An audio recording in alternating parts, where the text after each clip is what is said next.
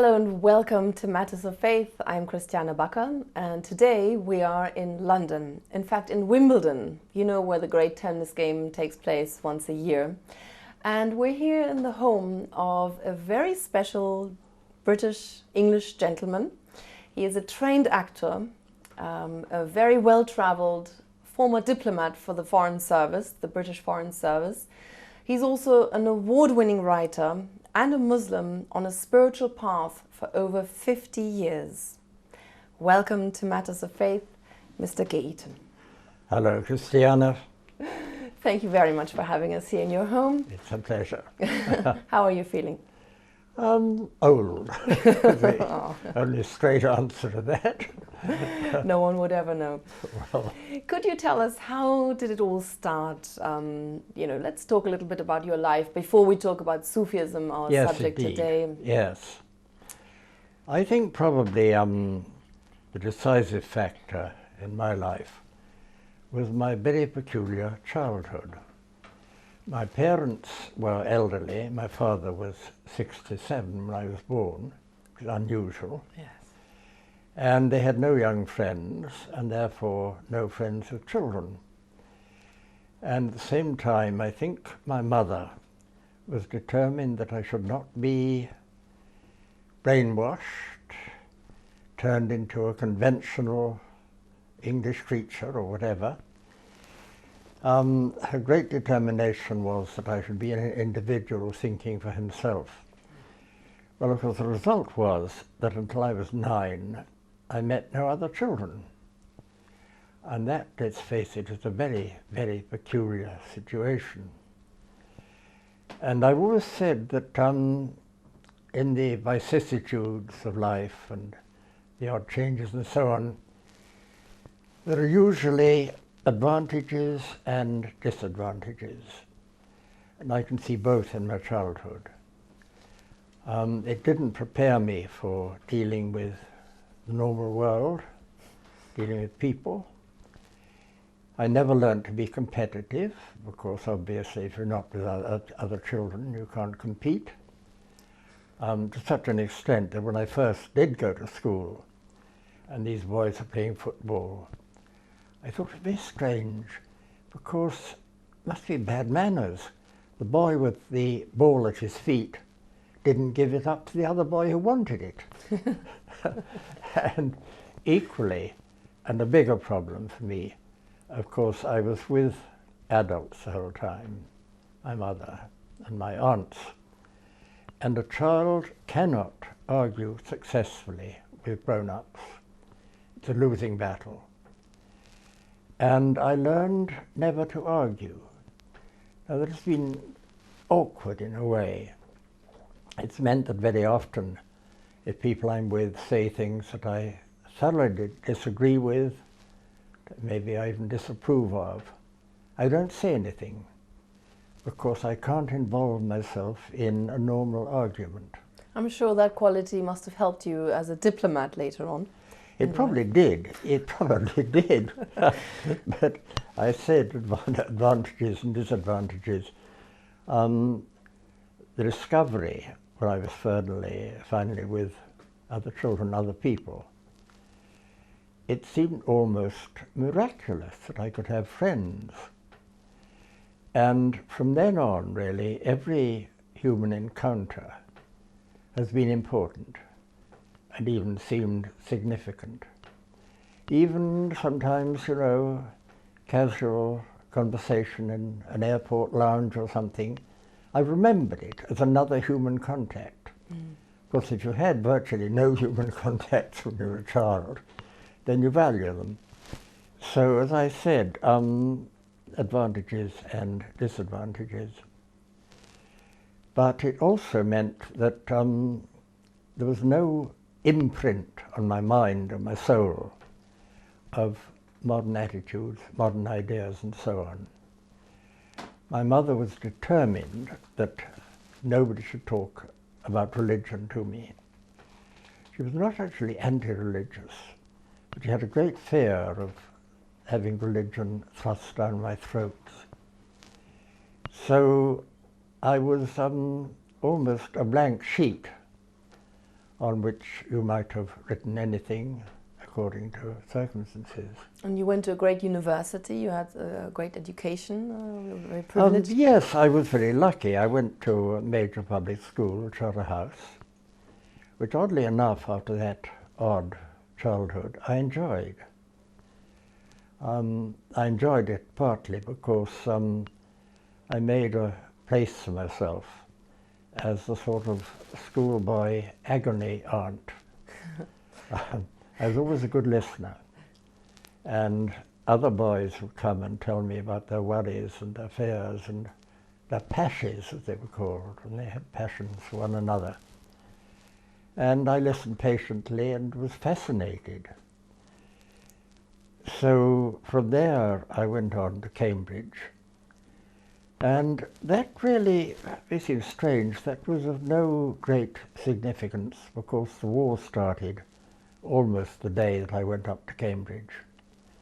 And obviously that was the dominant factor in our lives. And at that time the system was that we could go through the Tripos course in 2 years instead of 3, and then we'd be called up. Soon after my time, they decided that this was probably a mistake. And after that, people who returned alive from the war got a free course at university. But as far as I was concerned, my time there was simply dominated by the fact that in 2 years' time, and then 1 year's time, and then a few months' time, I was going to be in the army. And from what I knew of war, from stories on which I was brought up, of First World War, that meant I would die. As simple as that. So you can't really concentrate on very dull studies if you believe that you're going to be dead in a year or so. Yes. It seems a waste of time. So you had some fun instead, or something like that. I had other interests, basically. Yeah. You've been on a Sufi path, on a spiritual path for over 50 years, for a very long time. What is the significance of this now, where you're at now? How important is spirituality for you now, and this long path you've been on? Oh, without that, I would probably slit my throat. I mean, there'd be no particular point in living. No, it's that important. And it's almost unimaginable to lose that sense of the divine presence once you've tasted it. But I don't want to exaggerate that or make claims for myself. That presence can be tasted at so many different degrees, in so many different ways, and all are worthwhile, because what matters is an awareness of reality. Because remember, in Sufism particularly, we like very often to refer to God as the real, the only thing that is real, though he's not a thing, the only reality, ultimately. Everything else derives from that reality, takes its existence, its apparent existence from that reality, and eventually returns to it. In your book, your new book, which is just out, A Bad Beginning, you write a special passage about old age and spirituality, and the importance of spirituality, especially in old age, as in your late 80s. Can you share this, this special insight that you have with us? I don't know that I had any special insight. The point about someone of my age is that you are very close to death and very aware of death, and one hopes well prepared for it. Now, in theory, every Muslim should, the saying of the Prophet, live today as though he was going to live forever, and at the same time to live today as though he would die tomorrow. Yeah. But although so many people, particularly in time of war, die young, the fact remains that most people, until they approach old age, don't have any intense awareness of what is coming. I suppose my generation, in a sense, rather different because of the war. Would you say that the spiritual life is a preparation for Oh yes, yes. the meeting with God? Yes, indeed. And you need to be prepared for that. To have that meeting, if you're totally unprepared, would be perhaps some, I don't know. So what's the best preparation?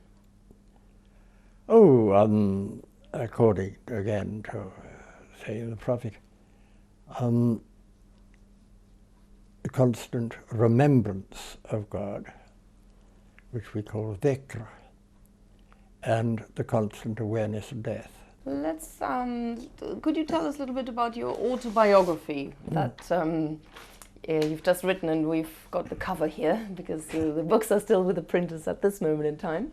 But what is that about, and why did you write it, in fact? I wrote it because at the age of 12, I thought I had discovered the meaning of life and the purpose of life.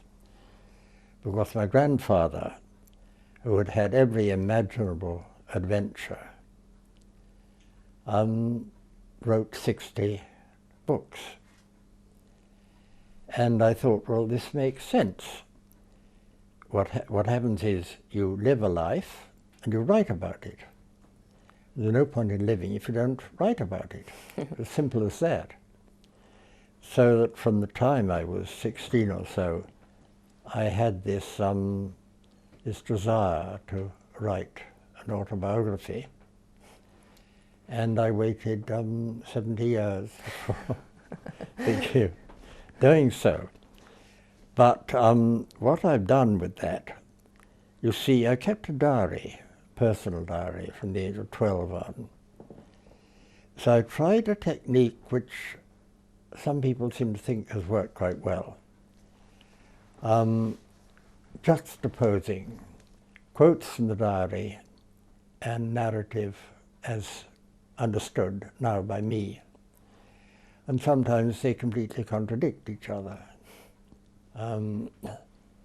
as indeed diary entries do often contradict memories. Yeah. I was convinced that a particular meeting with a young girl in Jamaica, that we fell passionately in love on the spot that first evening. Reading my diary, we obviously didn't. It was some time before that happened. But so if the diary lies behind your autobiography, you can't really depart very far from the truth. Yes. But because I wanted it to be objective, the main story ends in 1959, when I was 38. And because that was the story of the bad beginning, so to speak. Your glamorous life as a diplomat, hosting parties. After that, things opened up, you see. Yes. And a happy marriage, so on. But, so it's written in the third person. Always gay this, gay that, gay the other thing, not I. Made it much easier to write. Yes. I'd have been embarrassed writing some of the things that I did. Whereas I'm saying he did this, he did that. Much easier. Exactly. On this happy note, we shall take a small break, and we'll be back with Matters of Faith in a few moments, where we'll be discussing the nature of God in Islam as in comparison with Christianity, and also talk a little bit more about Sufism and what we all lack in life as Muslims. See you there.